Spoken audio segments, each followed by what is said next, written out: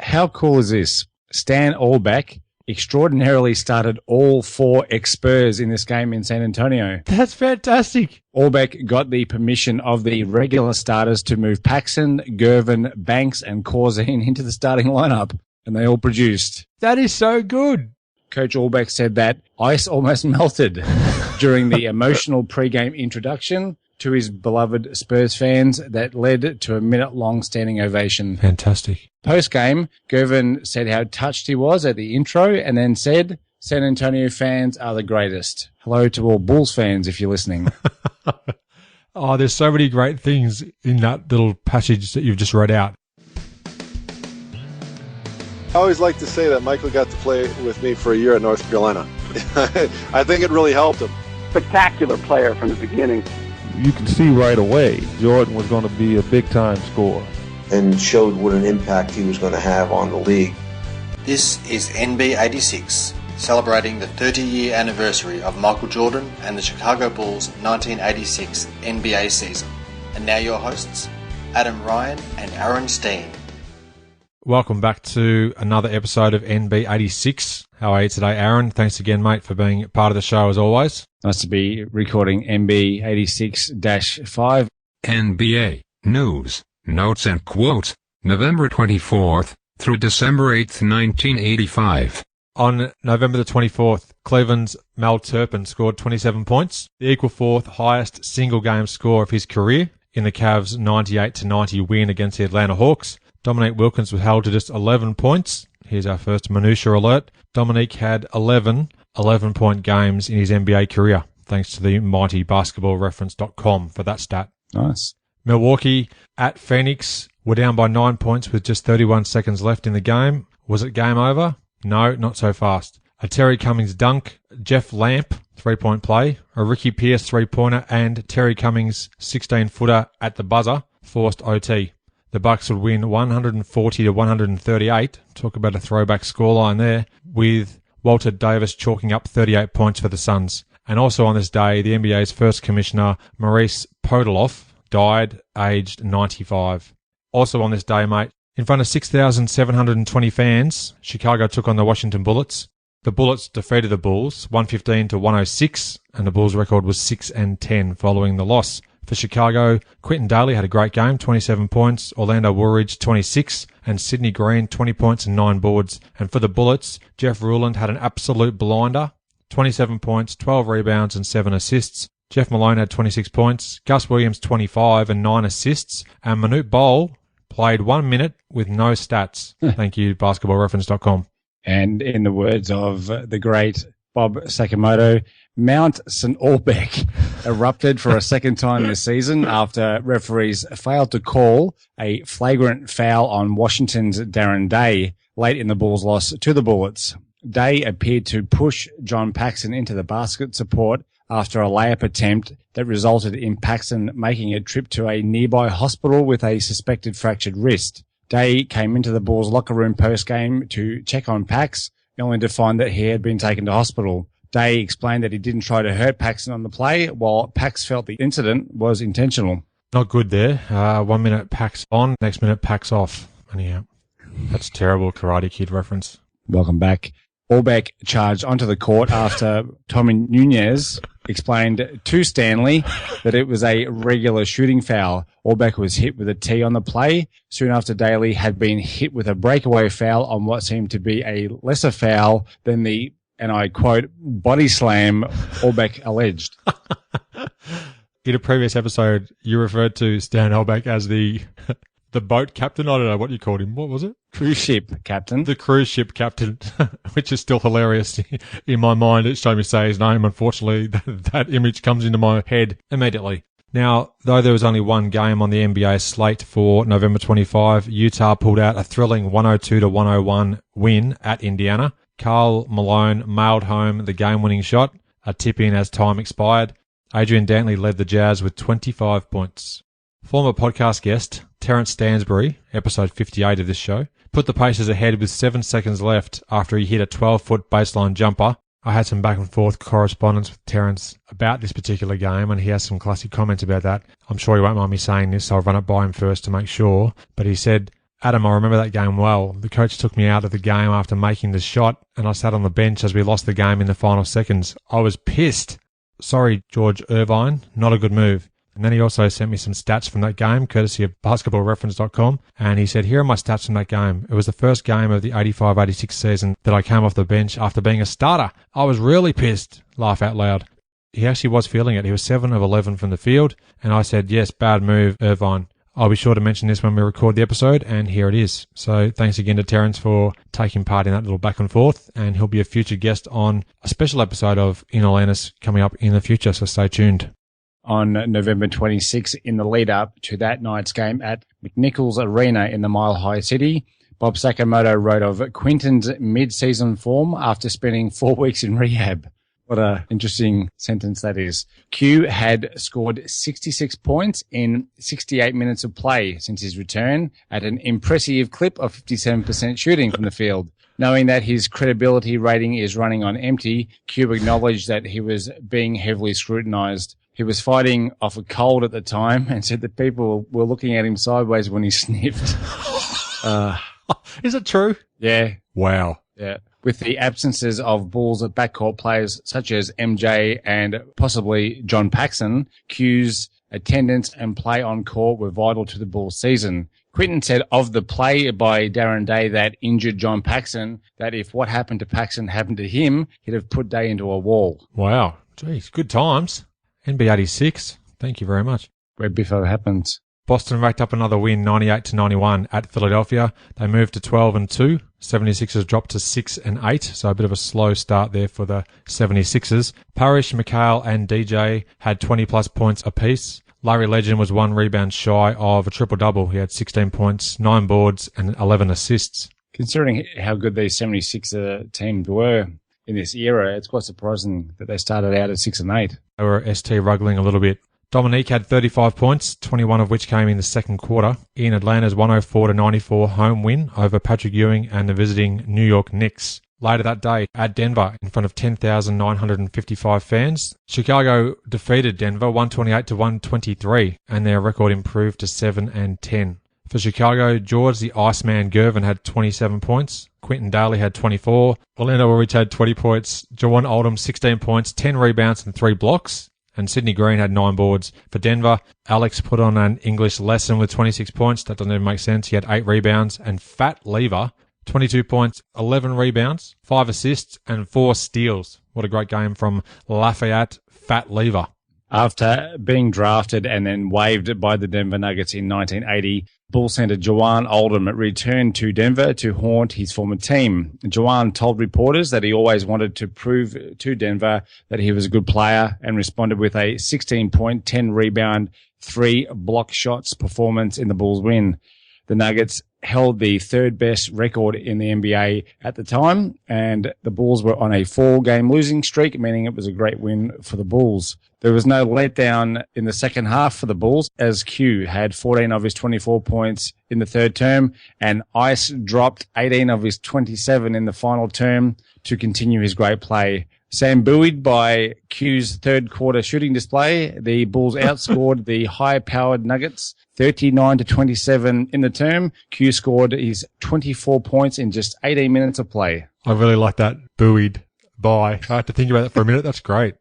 Larry Bird scored 47 points and grabbed 12 rebounds in Boston's 132-124 victory over the visiting Pistons. And Vinnie Johnson had 35 points for Detroit, so that was quite a night out for both those gents.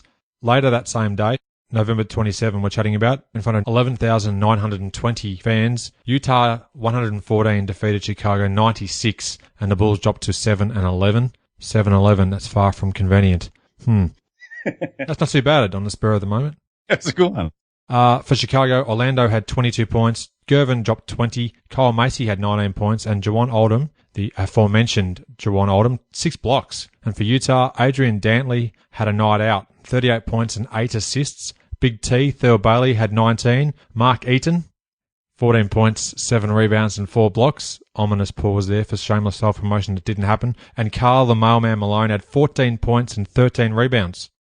Stan Orbeck's ploy to have 7-1 Jawan Oldham guard the NBA's leading scorer NB86-5 Adrian Dailey backfired as Dailey put up 38 points, including 14 in the fourth quarter.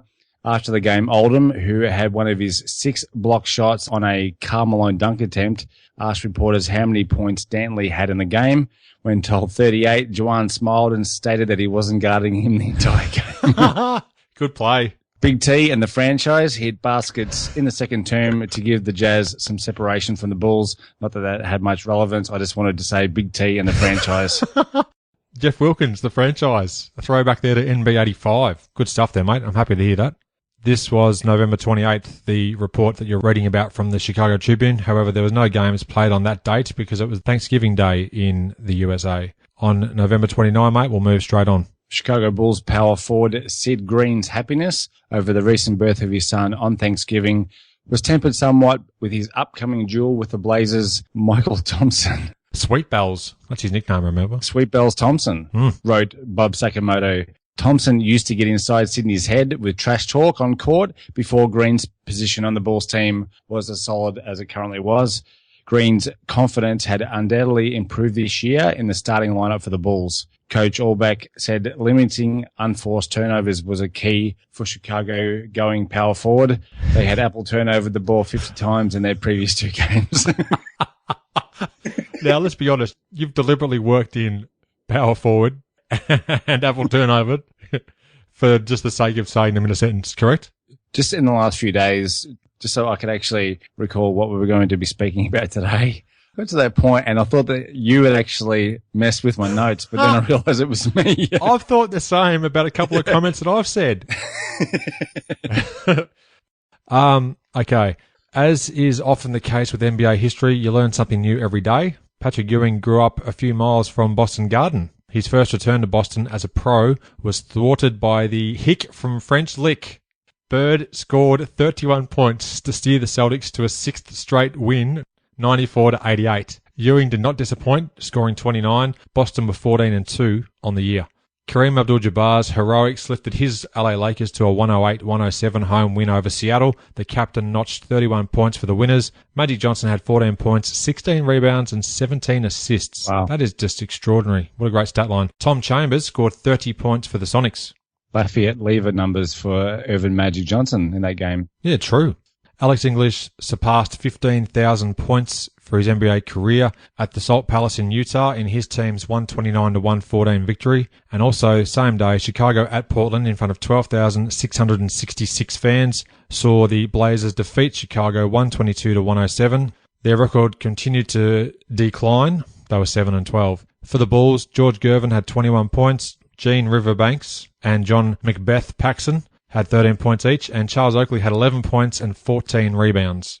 For Portland, Kiki Vandeweghe had 23 points, Jim Paxson had 22 points in the Battle of the Paxsons, Darnell Valentine 16 points, and Michael Sweet Bells Thompson 15 points and 13 rebounds. Now on this day as well, Detroit signed free agent 7'5" Chuck Nevitt. He'd play with the Pistons through the 1988 season, so quite a good tenure there with Detroit once he signed on. Podcast favourite, Chuck Nevitt. Yeah, I like to mention his name wherever possible. You like to chuck it in every now and then? Never say never. On the 30th of November, in what would be the team's second highest scoring game of the season, the Washington Bullets were led by Jeff Ruland's fantastic stat line of 29 points, 11 rebounds and 11 assists, further cementing my view that he's one of the early to mid-1980s most underrated players until he suffered that terrible injury run that we chatted about when he was a former guest on the podcast, dare I say. With 29 points, 11 assists, and in particular 11 rebounds, Jeff was really ruling the paint in that game, wasn't he? I like that. And in that stat line, he helped his team defeat the visiting Detroit Pistons 133-119. Seattle and Denver battled it out in a 2-overtime affair, with the Sonics taking the win 131-123. Bill Hanslick had 19 points, and he sent the game into the first overtime by hitting a three-pointer at the buzzer. The ever-reliable Alex English had 35 points for Denver, just a scoring machine, whilst Jack Sikma had a phenomenal game of his own. He racked up 32 points, 16 rebounds, 5 assists, 2 steals, and 3 blocks. Sikma's career high was actually 39 points back in the 1982 season. 32, 16, 5 assists. That's a Sikma stat line. In Atlanta, Larry Bird scored 28 points and the Celtics improved to 15-2. beating the hometown Hawks 102-97. For Atlanta, Dominique had 24 points, but no other player scored more than 13. The Hawks' record was 8-11 at that time. And Will Be Free ticked past 16,000 career points in Cleveland's 29-point rout of the travelling New Jersey Nets. He had missed the previous 3 games with a pulled hamstring, for what it's worth. On November 30, Bob Sakamoto wrote that this edition of the Chicago Bulls blowout was brought to you by the Portland Trailblazers. The next episode shows on Sunday against the LA Lakers. Chicagoans who stayed up to watch the game in Portland might have thought it was Fright Night on Sports Vision as the horror show that was the 122-107 loss unfolded before them. Coach Stanley Orbeck's summation of the game, that was the 3rd time we've had a complete abortion. Jeez. Extraordinary choice of words by the Cruise ship captain. Shocking performance from Albeck. Yeah. Even in 1985, that's pretty ordinary. Pretty loose by Stanley. The Bulls' D was so bad, Stan removed Orlando from the game during the first term just to make a point. The Bulls were down 36-15 after 1 quarter. Oh, dear. Woolridge eventually volunteered his removal from the game after being ejected for throwing elbows. That's great. It was O's first ejection from a game at any level of basketball in his career, which was amazing. Add to this Q's bout of diarrhea, and the Bulls were left with nice contributions from rookie Charles Oakley and John Macbeth Paxson, playing in his first game since spraining his wrist. We're professionals. There's no doubt about that. Portland's Kenny Carr was also thrown out of the game for pushing Sid Green to the floor and kicking him while he was down. Oh my. Let's move on, mate, because that was quite a rugged day there. On December 1st, the Bulls weren't thinking about their last game against Portland, but also weren't looking forward to their upcoming game against the Lakers, said Bob Sakamoto. The defending world champion Lakers were beating teams by an average of 17 points in the lead up to the game against the 7-12 Bulls. The previous season, the Bulls were the only Eastern Conference team to beat the Lakers at the Forum, their 103-102 victory on the Forum floor on December 2nd, 1984. That night, the Bulls took on the Lakers in front of 17,505 people. Final score, the Lakers defeated the Bulls just by 4 points. Good game there from Chicago, you'd have to think. 117-113. The Bulls were 7-13. Meanwhile, the Lakers were off to a flyer at 15-2. For Chicago, Quintin Dailey had 19 points. Orlando Woolridge, George Gervin, Kyle Macy, Jawan Oldham, Gene Banks and Dave Corzine. No, I'm not just reading off the roster, but they all had 10 points or more for the Bulls. For the Lakers, James was very worthy with 33 points and 6 rebounds. The captain had 27 points. Maurice the Enforcer Lucas had 21 points and 11 boards. And the Magic Man calmly dialed up 17 points and 17 assists. On December 2nd, the following day, the SAC said to give this Bulls team some credit and maybe a little polite applause as they took the defending champions at the distance before losing 117-113 at the Forum. Muhammad Ali left the game with 2:54 to go, and the Lakers up 112-105 before an uncharacteristic Bulls comeback. A bout of diarrhea, there it is again, made life difficult for Quintin Dailey, who squirted out 13 of his team high 19 in the second quarter. Oh, wow. Dwight Oldham won a bet from a writer when he blocked a Kareem skyhook during the game. Quite the rare feat. That's a 30-second soundbite like no other that you'll hear on a podcast. There was one solitary NBA game on this date, December 2. The visiting Jazz of Utah took out a 103-100 win at Golden State. John Stockton had 14 points and 17 assists. Joe Barry Carroll starred for the Warriors with 22 points and 10 boards. On the following day, the Tribune gave the quiet Kyle Macy some shine in describing his performance against the Lakers in their near loss in LA. Macy shot 6 for 10 and handed out 6 assists while keeping Byron Scott to just 3 for 14 shooting. Jonathan Culver, a flashback to NB85, who went under the bus in NB85 at the hands of Bulls executives, was actually still a shareholder of the team at this point. The deal to sell his share hadn't gone through yet, and he actually wasn't that keen on selling his share. He was digging in a little bit at the end. The Bulls' 122-107 rout at the hands of Portland the previous Friday was thought of so highly by the Portland station showing the game that they cut the last 10 seconds of the game for a Jerry Lewis comedy. Gene Riverbanks spoke of George Gervin's impact in San Antonio in that he was working at one of ICE's summer camps and came to befriend a poor Spanish boy whose parents had sent him to the camp. They had no money, but the kid loved the game so much that they made it happen for him. Banks got invited to the boy's house to meet the parents and found the boy's room was covered in Iceman posters, and on the mantelpiece in the family room just under the photo of Jesus was a photo of the Iceman. The Iceman cometh. Iceman cometh. Thanks for digging that one up, mate. I appreciate those sort of things. Boston at Milwaukee won 112-109, moving to 16-2 on the season. Kevin McHale had 29 points and 10 rebounds, and Larry Legend 18 points, 9 rebounds, and 5 assists. Milwaukee were led by Paul Pressey's 28-point, 10 assist, and 4 block effort.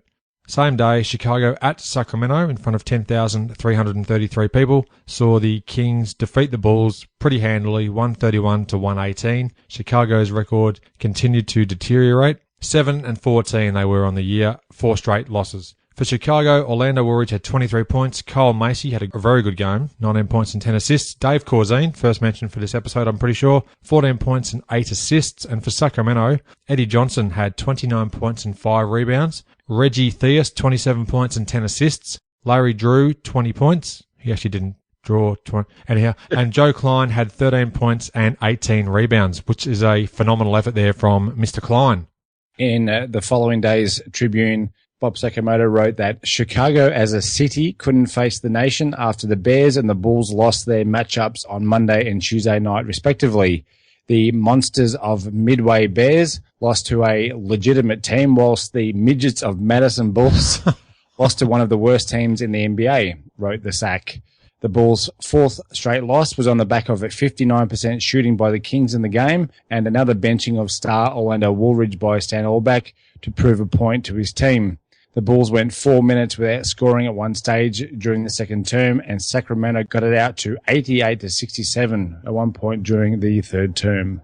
At home, Doc Rivers played his first game of the season after missing 19 games with a broken wrist, immediately making an impact for Atlanta with 16 points, 10 assists, and 8 steals. Thanks very much, Doc. The Hawks won 109-98 against the Portland Trailblazers. Doc's career high for steals is 9 when he was a member of the LA Clippers in the 1992 season. We'll cover that in NB92.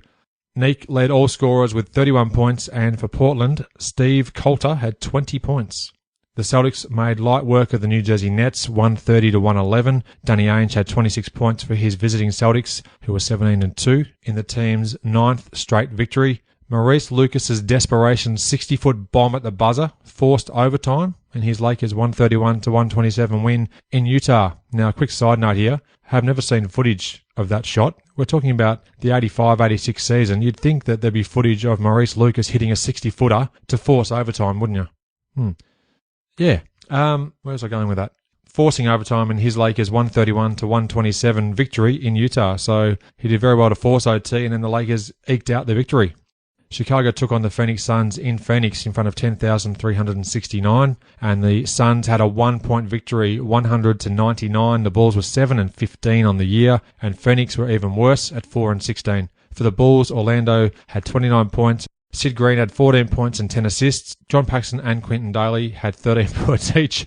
For the Phoenix Suns, Larry Nance had 29 points and 13 rebounds. Walter Davis had 27 points, and James Edwards, future NBA champion with the Bulls, of course 2 times with the Detroit Pistons, had 12 points and 10 rebounds. Yet another late Bulls fade was captured in Bob Sakamoto's headline that read, "Final minute fatal as Bulls lose again." This time to the NBA's worst team, the 4-16 Phoenix Suns. The Bulls led at 99-96 with 70 seconds left before 4 Suns points and several missed attempts by Chicago had the Bulls losing their 5th straight game. The main question raised by Bob Sakamoto was Juwan Oldham sitting on the bench down the stretch after 6 blocks in the game, 4 of which came in the first quarter. The Suns appeared to take the ball to the hole more after Oldham had sat down. On the night of December 6, George Gervin was set to make his return to the NBA court where he had made his name in San Antonio. Spurs fans had turned their back on their team after Gervin's trade to Chicago for David Greenwood just prior to the start of the season. The Spurs had averaged just 7,270 fans at their games, the lowest mark in the NBA. A TV crew and Spurs fans met Ice at the airport on his return, and San Antonio sports radio producer Paul Johnson said that the only reason fans will be coming to the game versus the Bulls is to see him. Wow. George Gervin, not Paul Johnson. Great call. Coach Quintin Fitzsimmons was one of the reasons Gervin was sent packing due to the strained relationship between the two. Ice said of Quintin that, and I quote, "He has never been successful as a coach and probably never will be." Wow. End quote. The mere mention of Fitzsimmons' name rolled up Gervin's San Antonio teammate, also now with the Bulls, Gene Riverbanks. Jeez, there's some great quotes that are coming out of these Tribune articles. Fantastic stuff.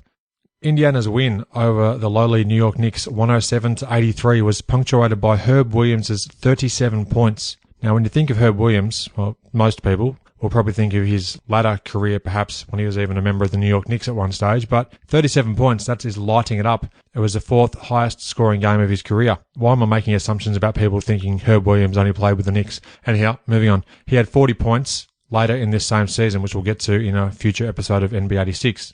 The 5-16 Knicks were down by 30 points at the half, and their high scorer was Lewis Orr with just 14 points.